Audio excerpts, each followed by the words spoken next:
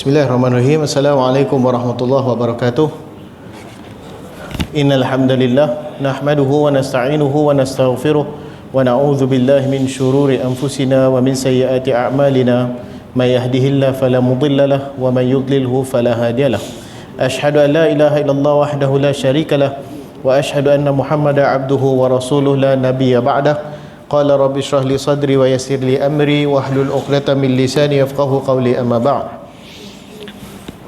Alhamdulillah, atas izin dan perkenan Allah Subhanahu Wa Taala, hari ini kita bertemu lagi, dan insya-Allah hari ini dan juga minggu depan insya-Allah akhirlah pertemuan kita sebelum daripada kita berhenti untuk bulan Ramadan. Insya-Allah cuma bulan Ramadan saya ada mai ke sini juga 9 hari bulan sehingga 15 kan, 9 hingga 15 hari bulan. Macam biasalah, saya ingat ni tahun ke-7 dah kot kat sini kan. Alhamdulillah sempat kita ibadah sama-sama. Macam biasalah kita solat tarawih dan juga sedikit tazkirah ringkas lah, 5 minit gitulah setelah solat 4 insya-Allah. Baik, pada kali terakhir kita bincang pada minggu lepas, kita dah masuk fasal baru, iaitu fasal, kata An-Nawawi rahimahullah, mujahadatun nafs. Okey, mujahadah, apa maksud jahadah? Jahadah ni pada asal dari sudut maksud perkataan tu sendiri, jihad, jahadah ataupun jihad ni maksudnya bersungguh-sungguh. Okey, bila orang kata berjihad maksudnya apa? Bersungguh-sungguh. Sebab tu bila ulama mengeluarkan hukum ataupun pandangan, kita panggil ijtihad. Dalamnya terkandung perkataan jihad. Sebab ijtihad tu maksudnya dia dah bazalul juh, dia telah meletakkan usaha yang sangat banyak. Okey, kalau nak tulis orang kata apa, penulisan kertas fatwa ni, tak semesti kat sini lah, kat mana-mana pula. Kertas tu dia ada dia punya standard dia kena lengkap. Dia tak boleh, contohnya satu kertas, satu fatwa kata saya berpandangan benda ni halal, titik, habis situ. dia tak boleh macam tu. Okey, dia kena bawa dulu apa isu dia, apa perkataan-perkataan dia, apa hukum dia, apa pandangan yang menentang, pandangan yang menyokong. Pandangan yang menentang tu dalil dia apa, kuat ke tidak? Pandangan menyokong tu dalil dia apa, kuat ke tidak? Kemudian akhir sekali kesimpulan, kita kata kita cenderung pada mana. Jadi bila nak buat benda tu, dia punya usaha dia rasa-rasa sikit ke banyak? Banyaklah. Kata Al-Imam Malik rahimahullah, dia kata ke saya ni, kalau orang tanya soalan dan saya fikirkan berkenaan dengan penyelesaian soalan tu, dia kata selalunya 3 hari tak tidur, dia kata. Jadi bila 3 hari tak tidur ni, maknanya satu usaha yang sangat-sangat panjang. Dia nak kena banyak membaca, nak kena banyak berfikir. Kalau kita tengok Al-Imam Al-Bukhari rahimahullah lagilah pula, sebelum dia tulis hadis dalam Sahih Bukhari itu, bukan saja dia kaji hadis tu, dia tengok dia punya sanad dia tengok dia punya matan dia, duk tengok betul ke tak, masalah ke tak, semak betul-betul. Dah habis tu dia tambah apa? Dia solat dulu, betul tak? Dia kata dalam Sahih Bukhari ni tidak ada satu hadis pun yang aku tidak solat dulu sebelum aku masukkan dalam buku ni. Okey, jadi itu kita kata bazalul juh, iaitu meletakkan usaha yang bersungguh-sungguh dalam ijtihad. Terkandung perkataan jihad, dan kita ni pun bila sebut jihad fi sabilillah, berperang di jalan Allah, maksudnya apa? Bersungguh-sungguh dalam mempertahankan agama Allah Subhanahu Wa Taala walaupun terpaksa menggadai nyawa. Okey, itu jihad yang paling tinggi lah, kita kata kan. Ada pun yang disebutkan oleh An-Nawawi rahimahullah dalam buku dia ni, yang ni lebih kita kata lebih terkait dengan orang awam seperti kita ni. Sebab zaman kita ni pun alhamdulillah dari sudut jihad peperangan tu tidaklah besar seperti zaman Nabi SAW ataupun zaman perang dan sebagainya. Harap-harap saya doa, kalau kita tengok kebelakangan nikah Rusia dengan Ukraine kan, saya doa memang, kita doa memang tak jadi benda teruk lah. Benda teruk tu macam mana? Kalau syaitan Amerika masuk campur. Dia sekarang ni Rusia dah serang Ukraine. Ukraine duk lobby NATO suruh solong. NATO ni bawah Amerika lah. Saya kata Allah na'uzubillah, kalau Amerika masuk campur, janganlah kata kan. Itu ada orang kata takut kita perang dunia ketiga pula, kata lagu tu, na'uzubillah min zalik. Doa pada Allah Subhanahu Wa Taala. Jadi tapi secara umumnya alhamdulillah kita kata keadaan kita tidaklah memerlukan sampai ke jihad dalam peperangan tu. Cuma saja ada lagi jihad ataupun kesungguhan yang dituntut oleh Allah Subhanahu Wa Taala dan juga Nabi SAW iaitu peperangan bukan peperangan luar, peperangan dalaman jiwa kita, peperangan dalam diri kita, iaitu yang disebutkan dalam fasal ni sebagai mujahadah, berjuang melawan hawa nafsu. Okey, an-nafsu, apa nafsu ni? Nafsu ni keadaan semula jadi yang Allah Subhanahu Wa Taala telah masukkan dalam diri manusia. Setiap manusia memang ada nafsu. Allah Subhanahu Wa Taala sebut, a'udzubillahi minasyaitonir rajim, fa alhamaha fujuraha wa taqwaha. Maka Allah telah letakkan dalam diri manusia ni sifat fujur, sifat cenderung ke arah kemaksiatannya, wa taqwaha, dan juga sifat ketakwaannya. Dua-dua ada. Okey, jadi bila sebut sifat takwa ni apa dia? Sifat yang tunduk dan patuh pada kehendak dan larangan Allah Subhanahu Wa Taala. Itu takwa. Bila kita sebut nafsu pula apa dia? Nafsu ni dia punya cara, dia bukan cara berfikir. Nafsu ni tak fikir. Dia punya cara ataupun dia punya sifat semula jadi dia nafsu ni, dia nak satu perkara, dia nak tak kira lah benda tu halal ataupun haram. Okey, jadi itu nafsu. Jadi nafsu ni, kata Al-Imam Al-Ghazali rahimahullah, dia cuba mengupas beberapa ayat dalam Al-Quranul Karim. Kata Al-Imam Al-Ghazali, dia kata nafsu ni ada 3 jenis. Diri kita ni, cuba kita muhasabah diri kita, rasa-rasa kita letak kat mana? Nafsu ni ada 3 jenis, bukan 3 jenis, 3 peringkat dia kata. Yang pertama, nafsu yang mengarah ke arah perkara-perkara yang keji. Yang ni diambil daripada surah Yusuf, firman Allah Subhanahu Wa Taala, innan nafsa la ammaratum bisu'. Sesungguhnya nafsu ini sentiasa mengarah ke arah perkara-perkara keburukan. Nafsu ni kalau nak cakap bahasa pasarnya, maksudnya dia nak lela, dia tak kira dah halal haram. Dia tak kira lah makanan ke, itu bergantung pada orang. Itu berbalik pada yang disebut oleh Ibnu Jauzi dan Talbis Iblis. Saya ingat tuan-tuan dulu belajar Talbis Iblis dengan sahabat saya Ustaz Afiq kan, ada kan? Talbis Iblis kan. Apa Ibnu Jauzi sebut? Dia kata setiap manusia dia mesti ada benda yang nafsu je cenderung berbanding benda lain. Ada orang barangkali dia kejar nama, barangkali kan? Ada orang barangkali hak dia kejar makanan. Ada orang barangkali hak dia kejar wanita. Untuk lelaki biasa gitulah. Ada orang barangkali dia kejar harta kekayaan. Ada orang barangkali dia kejar pangkat. Maka kata Ibnu Jauzi, setiap daripada kita kena tahu betul-betul, cuba muhasabah diri kita, mana benda-benda yang Allah Subhanahu Wa Taala dah jadikan indah kepada nafsu kita tu, mana dia hak yang kita paling lemah sekali, kata Ibnu Jauzi. Sebab apa dia kata? Sebab syaitan akan masuk ikut pintu tu. Kalau kita serang satu kota, kita serang dia punya pintu yang paling kuat ke pintu paling lemah? Ada tak orang perang kata ni pintu dia paling kuat, askar dia ada 50,000 orang kat sini, lapisan dia pun ada 3 lapis, ada satu lagi pintu, lapisan dia selapis, askar dia 100 orang, kita serang hak paling kuat sekali. Ada orang bodoh dia kata.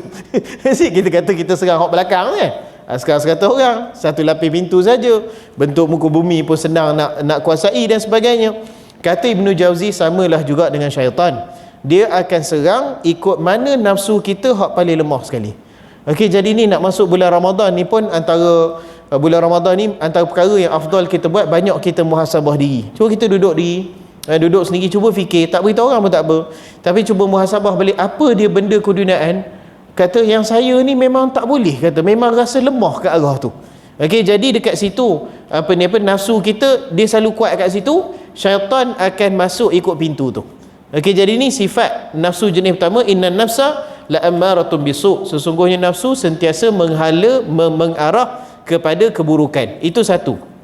Kemudian yang kedua, hak baik sikit, kata Al-Ghazali rahimahullah, juga diambil daripada Quran, bila firman Allah Subhanahu Wa Taala, la uqsimu biyaumil qiyamah wa la uqsimu bin nafsil lawamah.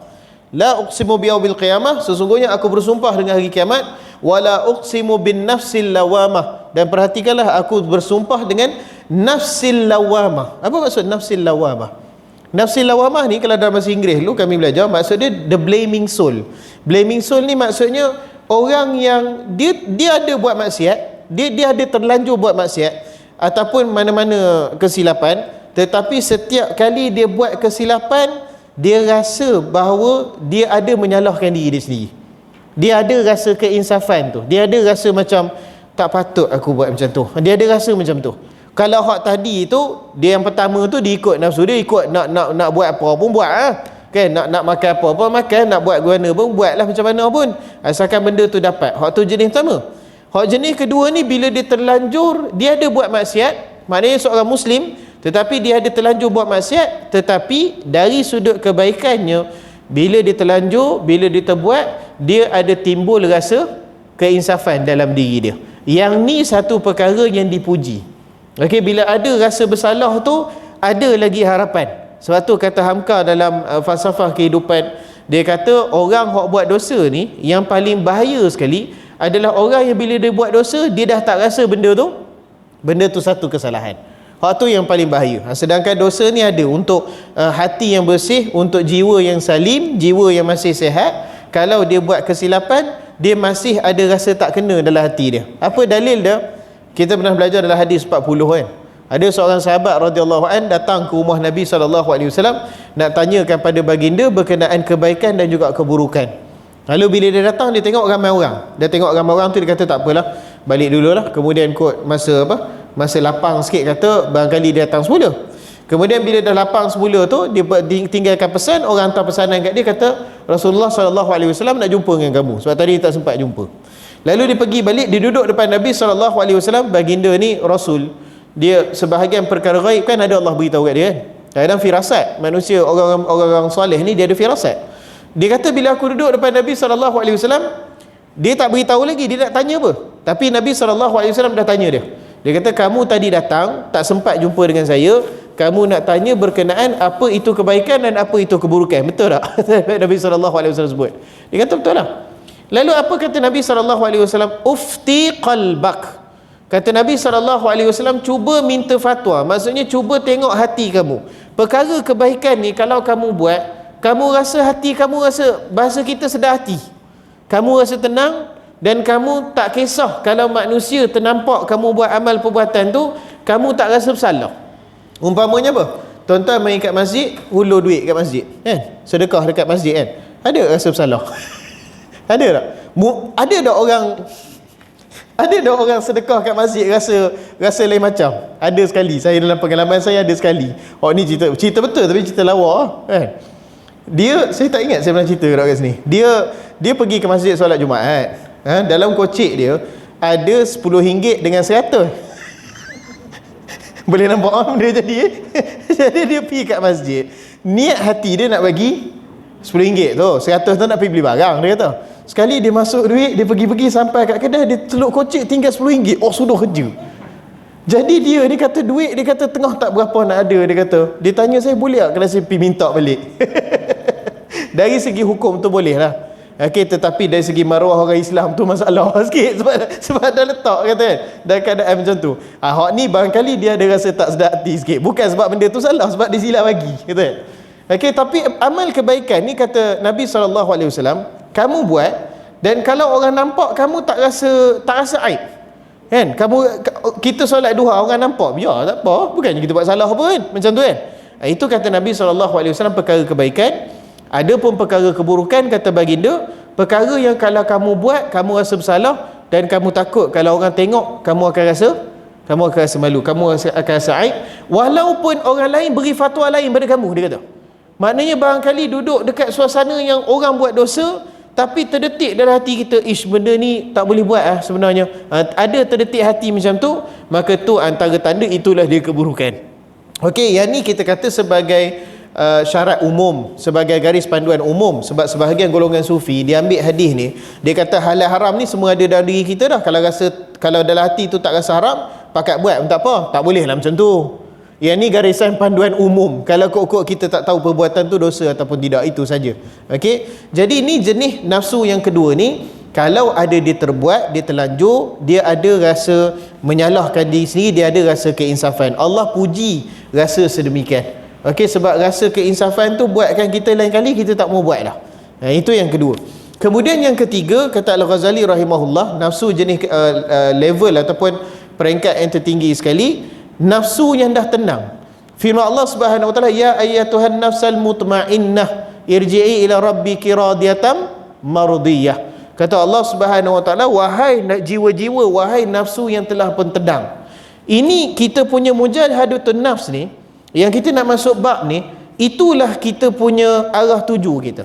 Itulah kita punya destinasi kita dengan nafsu ni. Sebab nafsu ni satu perkaranya bila Allah Subhanahu Wa Taala dah sebut yang kita baca dalam surah Wasyamsi wa duhaha tadi, kan? Wa nafsi wa ma sawaha, dan demi diri dan juga bagaimana kami telah bentukkan diri manusia ni. Fa alhamaha fujuraha wa taqwaha. Kami masukkan, kami bentuk manusia ni, kejadian manusia ni di dalamnya memang ada kecenderungan kepada ketakwaan dan juga ada kecenderungan pada maksiat. Jadi apa bila Allah Subhanahu Wa Taala sebut macam tu, apa maksudnya tuan-tuan dan puan?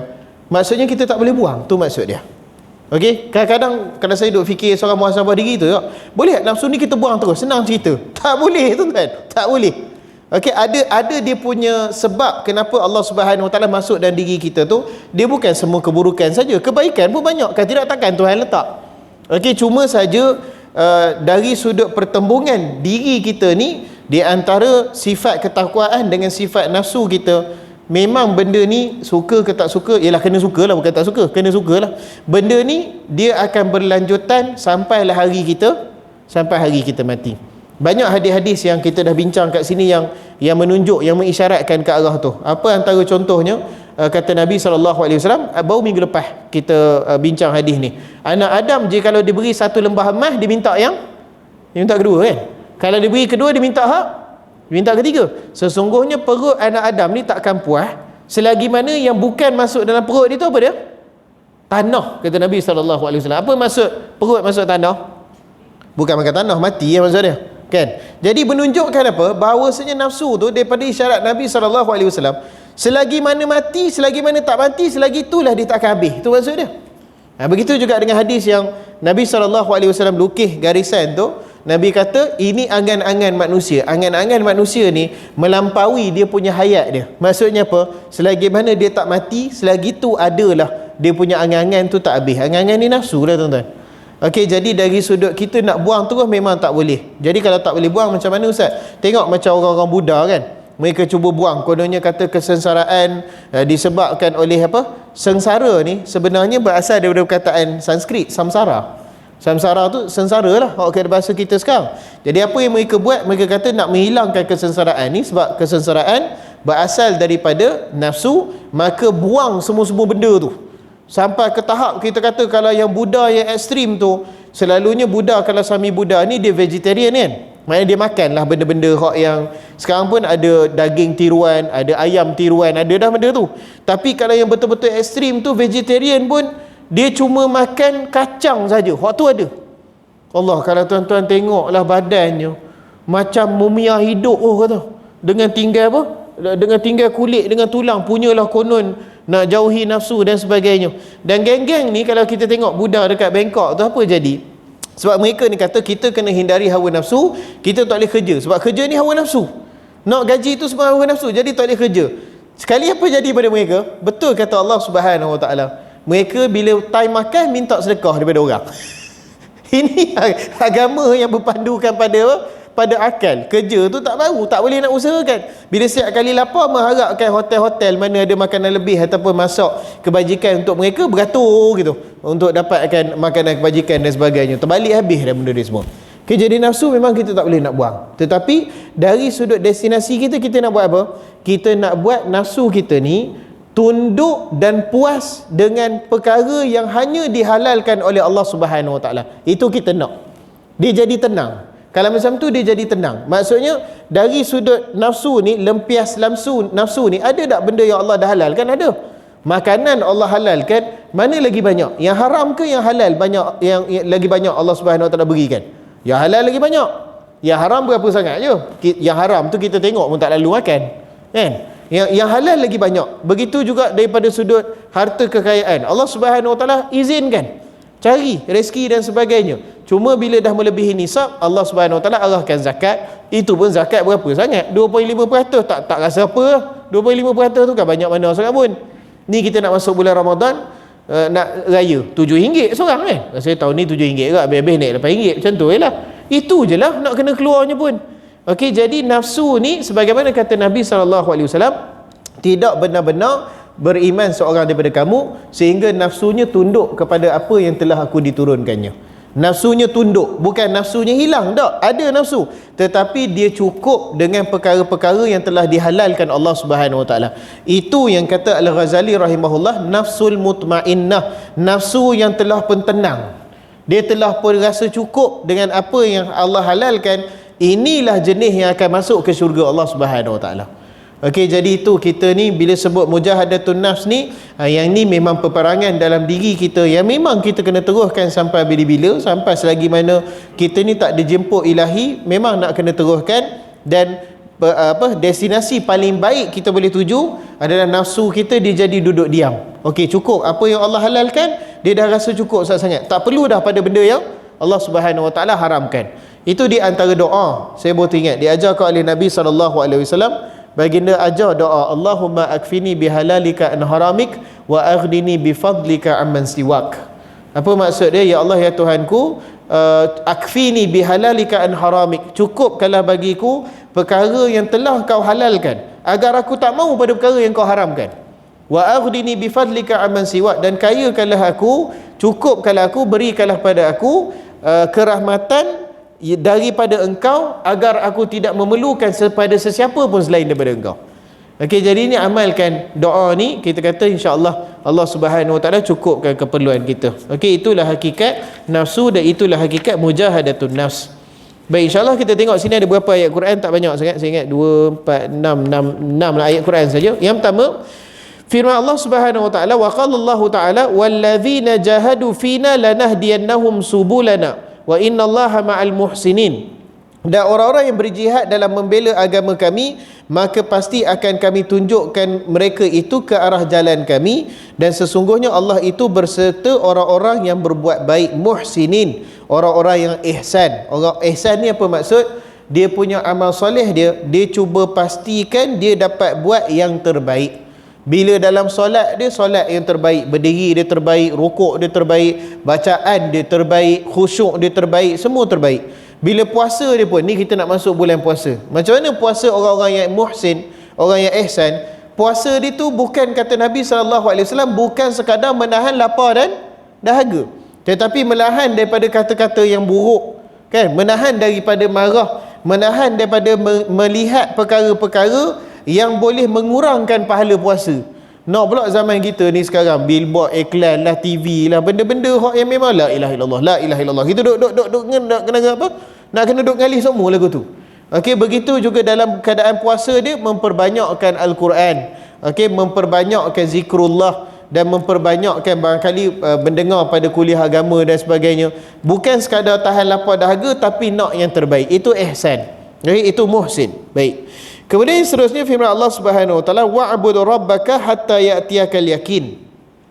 Dan sembahlah dan ibadahlah kamu, ataupun abdikanlah diri kamu kepada Tuhan kamu sehingga keyakinan datang pada kamu.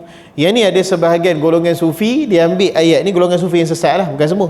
Mereka ambil ayat ni, mereka kata Allah dah sebut dalam Quran, ibadahlah kamu kepada Tuhan kamu sehingga keyakinan datang pada kamu. Apa dia faham?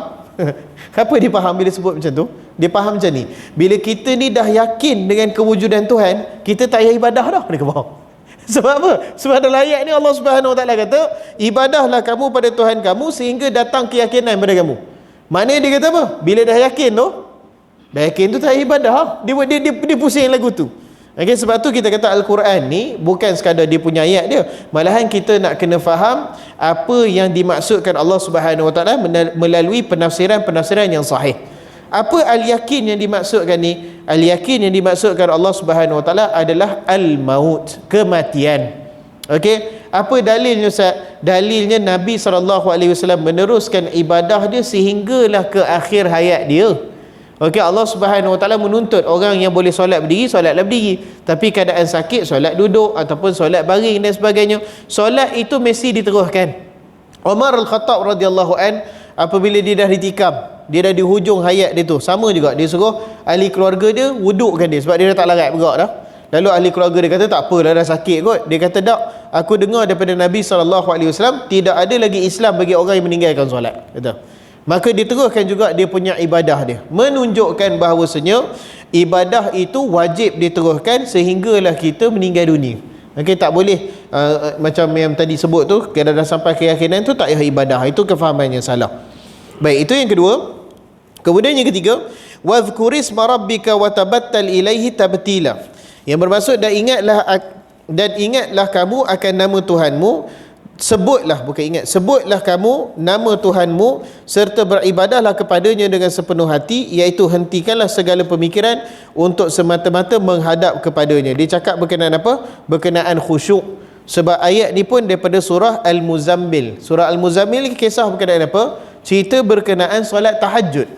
Okey, solat tahajud dahulunya pada awal penurunan Islam, solat tahajud di mula-mula dulu hukum dia wajib untuk orang Islam.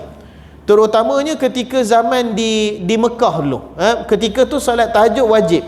Kenapa wajib? Saya ingat salah seorang pensyarah kami, Syekh kami dulu, Profesor Lais dulu, disebabkan keadaan sebelum daripada penghijrahan ke Mekah tu, keadaan sangat-sangat mencabar bagi orang Islam. Dan untuk kita pada hari ini pun satu perkara yang boleh kita ambil amal bersama dalam keadaan macam ni, elok untuk kita bangun bertahajud. Disebabkan masa tahajud tu masa bersendirian dengan Allah Subhanahu Wa Taala. Jadi diberikan kekuatan, dia kata. Maka disebabkan tu sebelum daripada hijrah, tahajud adalah wajib ke atas umat Islam. Kemudian setelah bila dah berhijrah ke Madinah, turun surah Al-Muzammil ni dalam ayat yang terakhirnya mengatakan bahawasanya mengangkat kewajipan bertahajud tu. Sebab kata Allah Subhanahu Wa Taala, Allah faham ada di kalangan kamu yang letih berniaga, ada yang letih cari rezeki, ada yang letih berjihad di jalan Allah. Maka ketika tu tahajud diangkat daripada asalnya wajib, dia jadi apa dia? Dia jadi sunat muakkadah. Sunat muakkadah ni sunat yang sangat-sangat dituntut. Okey, dituntut maksudnya dia hampir nak sampai kepada wajib. Dia tak masuk wajib, tapi dia hampir sangat dah nak masuk sangat dah kepada wajib. Okey, jadi di sini Allah Subhanahu Wa Taala mengarahkan antara cara untuk mujahadatun nafs, menentang nafsu ni adalah bangun bertahajud pada malam hari. Dan inilah yang disebut oleh Al-Ghazali rahimahullah. Okay, tadi kita cakap pasal nafsu kan saya kata, boleh tak kalau kita ni buang terus nafsu? Tak boleh. Allah Subhanahu Wa Taala dah letakkan, mesti ada dia punya hikmah dia. Apa hikmahnya? Al-Ghazali dia ambil ayat ni dalam Ihya Ulumuddin, tak silap ni di antara ayat yang diterangkan. Dia kata nafsu ni, kita ada kecenderungan kepada perkara-perkara keduniaan, betul tak? Perkara keduniaan tu barangkali rumah, barangkali kemewahan, barangkali makanan, barangkali pasangan, barangkali anak, barangkali apa? Ni orang perempuan shopping kan, kita orang lelaki beli juga shopping, tapi taklah shopping tu satu keperluan. Sebab tu dekat syurga pun ada pasar Arak tu, ada juga tempat shopping. Mata wang tak tahu, usah tanya, kita kena mati masuk dulu baru tahu tu kan. Jadi memang kita punya nafsu suka pada perkara ni. Sebab apa? Sebab Allah Subhanahu Wa Taala berikan kita kenikmatan dekat dunia ni untuk nak sebut pada kita apa? Kalau kita taat pada Allah Subhanahu Wa Taala, di sisi Allah pulangan yang lebih baik lagi. Di sisi Allah pulangan yang lebih banyak lagi. Nampak tak dekat dunia ni suka tak? Suka kan? Tengok kemewahan, suka. Tengok rumah cantik besar, oi, suka kata. Tengok apa ni, kereta elok, suka. Tengok makanan sedap, suka belaka. Ni pula Ramadan ni jaga rakyat Malaysia makan 2 kali lebih banyak pada bulan Ramadan berbanding bulan-bulan biasa. Sungguh kan? Kalau tuan-tuan tak percaya, saya antara perkara saya seronok tengok sebelum masuk Ramadan tu kat Giant tiba-tiba orang perlih ramai. Dia beli bekalan apa? Bekalan makan tu macam nak pergi berperang tu kan. Sebenarnya dari sudut kita punya makan tu, sebenarnya apa dia puasa? Saya selalu sebut kat anak-anak saya, puasa ni sebenarnya cuba bayang satu hari kita sibuk kerja, kita tertinggal makan tengah hari. Tu je puasa. Kata bukannya tak makan malam, bukannya tak makan pagi, cuma pagi tu kita makan waktu apa? Waktu sahur, kemudian waktu maghrib kita makan balik kan. Itu saya nak pesan dah lalang teringat ni amalan saya setakat buat, alhamdulillah memang jadilah. Waktu buka puasa ni tuan-tuan, cara kita nak kawan nafsu makan kita, ada cara dia, memang jadi. Iaitu bila kita buka puasa tu, buka puasa dengan kurma, minum air kosong tu. Air kosong. Sebab Nabi SAW sebut bil mak ni maksudnya air kosong. Budak sekarang saya sebut air kosong, ada yang tak faham tuan-tuan. Sungguh dia nak sebut air apa? Air kuku, air kowe. Kata mewah terlampau ni sekarang, kata sebut air masak tak faham. Kata air masak apa? Air kowe. Anak saya kata si Malik dia ambil air masak sejuk belakang. Air apa? Air kuku tu. Oh, air kuku. Air masak tak faham. Apa ni? Dulu orang dulu panggil air panas mati. Dulu kan. Jadi masa kita buka tu, makan dulu kurma, barangkali 2 biji, minum air, lepas tu solat maghrib dulu. Serius cakap. Solat maghrib dulu. So waktu kita solat tu, kurma tu dah kena dekat bahagian apa? Bahagian kita punya perut kita ni. Dia dah kena, dah masuk air apa semua. Kita punya sistem apa ni, pencernaan ni dah mula aktif balik sebab sepanjang puasa dia dormant. Dia apa? Dia duduk diam kan. Lepas tu baru makan. Insya-Allah. Kalau buat macam tu, waktu buka tu, kita makan tu tak ada lah 3 pinggan. Kan? Ada keluarga saya tengok, keluarga mak, ayah, anak dia 2 orang. Air 4 jug tuan-tuan. Saya air 4 jug. Bandung, teh ais, apa benda tu lagi 4 jug. Ni pun saya pun 4 jug. Dok pergi ke bazar Ramadan tadi, hot pot nak ni, hot mak nak ni, hot anak nak ni. Lalas beli 4 jug tu kata. Barangkali habis, barangkali tak habis. Tapi yang paling tak syoknya, bila kita makan macam tu, sikit lagi bila kita pergi ke apa? Tarawih kita mengantuk. Yang tu tak sedap. Untuk imam, tuan imam tahulah, kalau terlebih makan, imam terlebih makan lagi parah tuan-tuan. Nak tarik nafas baca Quran tak sampai. Waktu lagi sakit, duk rasa penuh perut lagu tu kan. Jadi cara nak mengelak tu senang. Buka puasa dengan kurma, minum air dulu. Kalau boleh ajak keluarga solat maghrib dulu, lepas tu baru makan. InsyaAllah kita makan tu macam makan malam biasalah. Taklah makan banyak mana sangat pun. Okey, ni di antara amalan yang betul-betul boleh buatkan nafsu makan kita ni turun kan. Okey, jadi balik pada tadi kata Al-Ghazali rahimahullah. Dia kata betapa banyak mata yang bersengkang pada malam harinya, maksudnya menahan mengantuk disebabkan nak kenikmatan Allah Subhanahu Wa Taala dekat akhirat kelak. Kita ni manusia, antara benda yang Allah kata apa? Wa masakina tardaunaha, rumah-rumah yang kamu suka. Fitrah manusia ni memang suka pada rumah. Okey, jadi kita kata kalau rumah dekat dunia ni dah suka, dekat akhirat nanti lagilah banyaknya. Makanan dekat dunia ni ada, dekat akhirat nanti lagilah banyaknya. Baru ni saya tengok orang beli apa? Yang stick apa? Wangyu stick tu kan, satu tu kan. Allah sedapnya kata nampak. Tengok harga berapa? 1,500 babai gitu. 1,500 satu tu. Tak apa, dekat syurga Allah Subhanahu Wa Taala ada hak lagi sedap daripada tu lagi. Jadi itu kegunaan nafsu kata Al-Ghazali. Allah Subhanahu Wa Taala letakkan diri kita kecenderungan kalau kamu nak lebih, maka di sisi Allah pulangan yang lebih banyak. Maka nafsu kita ni itu yang kita kena buat. Okey, kalau kita kata ya Allah nikmatnya lah benda ni, seronoknya lah benda ni kat dunia. Ingat kata dalam diri kita dekat akhirat lagi banyak. Banyak-banyak beribadah pada Allah Subhanahu Wa Taala. Ni pula nak masuk Ramadan lagilah pula kan, masa yang kedua kan. Okey, kemudian disebut Allah Subhanahu Wa Taala faman ya'mal mithqala dzarratin khairan yarah. Maka barang siapa yang mengerjakan kebaikan walaupun seberat timbangan debu, ia pun pasti akan mengetahuinya. Termasuklah juga dengan ibadah hati. Yang tu pun diketahui oleh Allah Subhanahu Wa Taala. Apa dia ibadah hati? Saya ingat ibadah hati ni kurang kita tekankan. Ibadah fizikal, hak tu lah, kita solat, kita puasa. Ibadah harta, zakat, betul tak? Ibadah harta dan juga ibadah fizikal, menunaikan haji. Sebab nak pergi haji, duit kena ada, fizikal pun kena sihat juga. Ibadah hati apa dia? Ibadah hati ni perkara-perkara yang kita pupuk menuju pada Allah Subhanahu Wa Taala. Sebagai contoh, kecintaan pada Allah Subhanahu Wa Taala, itu hati kena pupuk. Kesyukuran pada Allah Subhanahu Wa Taala, ketakutan pada Allah Subhanahu Wa Taala, harapan pada Allah Subhanahu Wa Taala. Jadi benda-benda ni yang rasa dalam hati ni, yang ada dalam hati ni, pergantungan, di antaranya pergantungan pada Allah Subhanahu Wa Taala, benda tu semua dihitung oleh Allah Subhanahu Wa Taala. Saya setiap kali sebut berkenaan pergantungan pada Allah ni, memang tak boleh lupa Abu Hurairah radhiyallahu an. Dia ni miskin. Sebab bila dia masuk Islam masa perang lepas daripada perang Khaybar 7 Hijrah, dia masuk Islam, dia duduk kat Madinah tu, masa tu dia tak dapat kerja. Madinah memang ketika tu kesusahan ekonomi teruk lah kita kan. Jadi bila tak dapat kerja, dia duduk di masjid Nabi SAW. Dia salah seorang tergolong dalam orang yang kita panggil golongan Ahlu Sufah. Saya pernah sebut golongan ni. Jadi Abu Hurairah dalam keadaan dia miskin, dalam keadaan dia tak ada makanan tu, sebenarnya dia berhak minta makanan. Dia boleh. Keadaan dia memang miskin, sehingga kan dia kata ada ketika dia pengsan di antara di raudah Nabi SAW. Dia kata dia pengsan, orang kata Abu Hurairah dah naik gila. Dia kata Abu Hurairah bukan gila, tapi Abu Hurairah lapar sangat, dia kata. Tapi apa yang saya teringat sangat kat situ, walaupun dia berhak untuk meminta, tapi Abu Hurairah radhiyallahu an tidak pernah meminta. Dia ambil betul kata-kata Nabi SAW tu. Dia susah macam mana pun. Yang hadis yang susu tu lah saya tersentuh hati betul. Yang dia kata dia 3 hari tak ada apa masuk perut, dia kata. Memang lapar sungguh. Lalas orang datang ke Masjid Nabawi, kata berikan semangkuk susu pada Nabi SAW.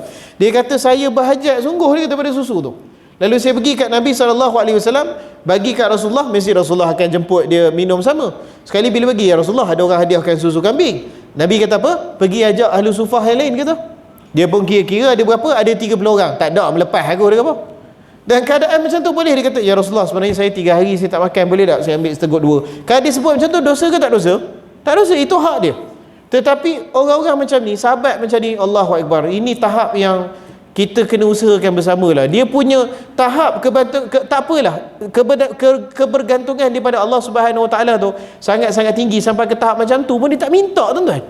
Walaupun dia lapar dah pingsan tu, kata dia tak minta, disebabkan itulah dia sikap yang dipuji oleh Allah Subhanahu Wa Taala. Minta tidak ada masalah, tetapi kalau tahan diri, waktu lagi kuat lagi.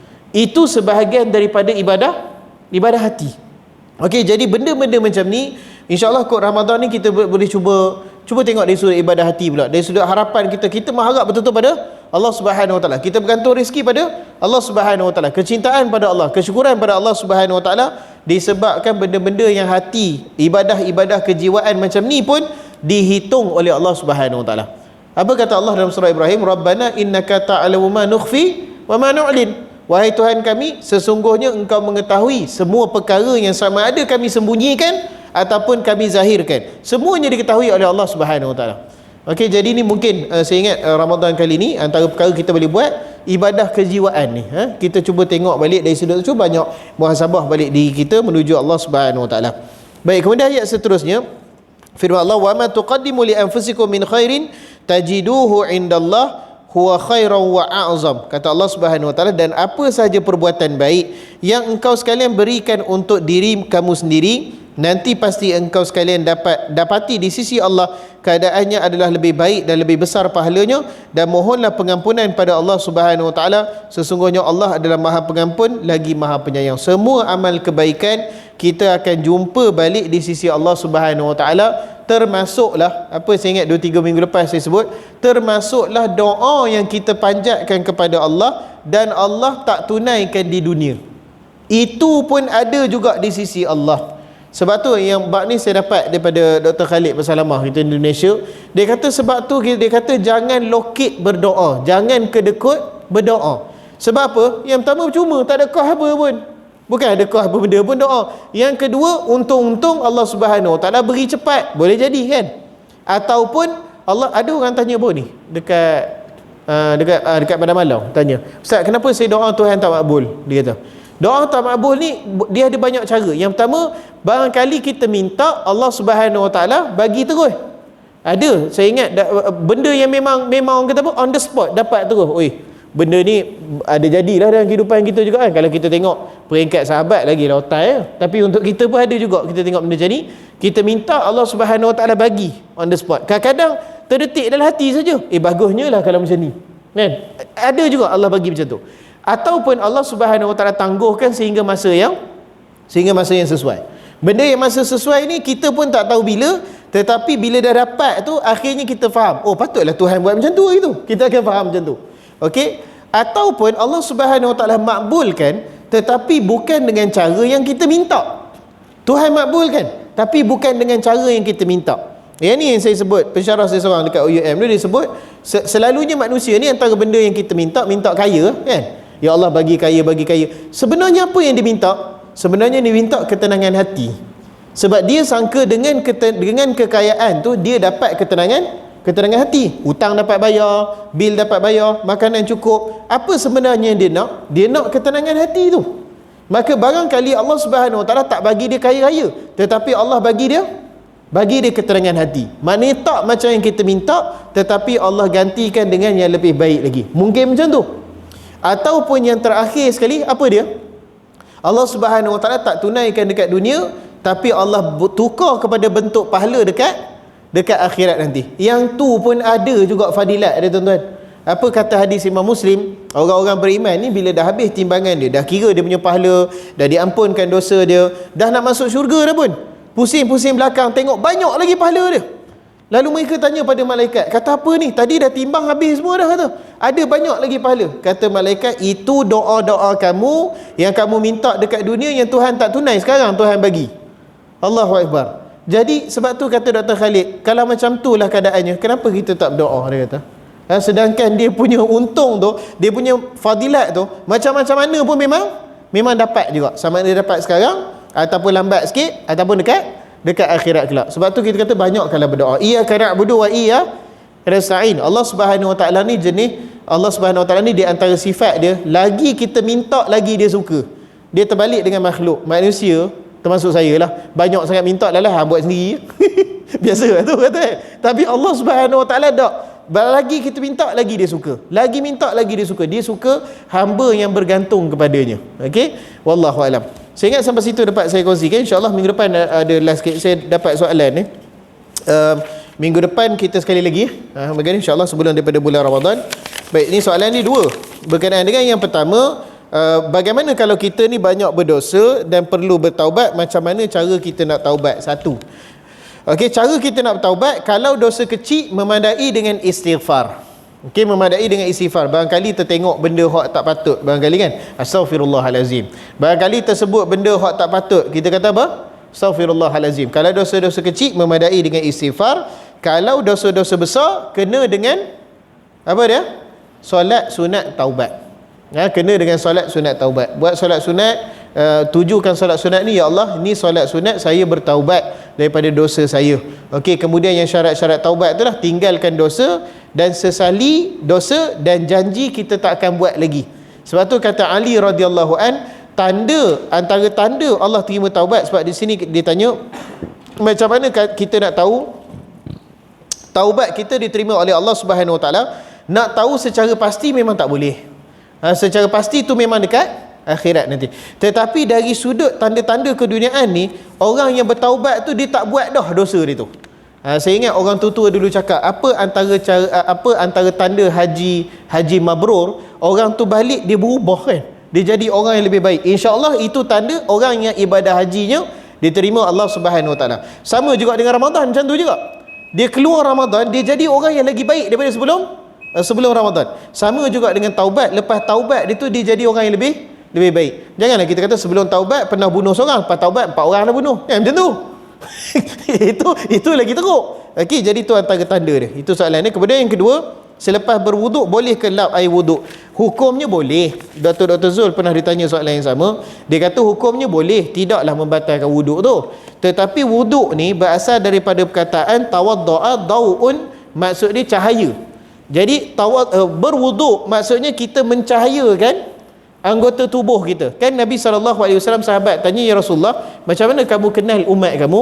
Nabi kata, kamu pernah tengok tak unta putih di kalangan unta lain? Nampak tak unta putih tu? Nampak. Macam itulah aku nampak kamu bercahaya di mahsyar kelak, hasil daripada kesan wuduk. Okey, jadi wuduk ni kita mencahayakan anggota badan kita. Sebab tu dia kata afdalnya kita dah berwuduk, kita biar dia kering sendirilah. Melainkan kalau ada keperluan, barangkali musim sejuk kan, musim sejuk berderu, masuk aircon masjid kita ni pula 4 horsepower kiri kanan depan belakang, masuk gitu. Nak ambil itu, nak keringkan terus, tidak ada masalah lah. Dia tidak membatalkan wuduk. Okey, tetapi afdalnya kita bagi dia kering, sebab itu proses kita mencahayakan anggota tubuh kita. Okey, wallahu alam. Saya ingat sampai situ dah masuk waktu dah. InsyaAllah minggu depan kita jumpa sekali lagi. Sallallahu alaihi Muhammad wa ala alihi wasallam. Assalamualaikum warahmatullahi wabarakatuh.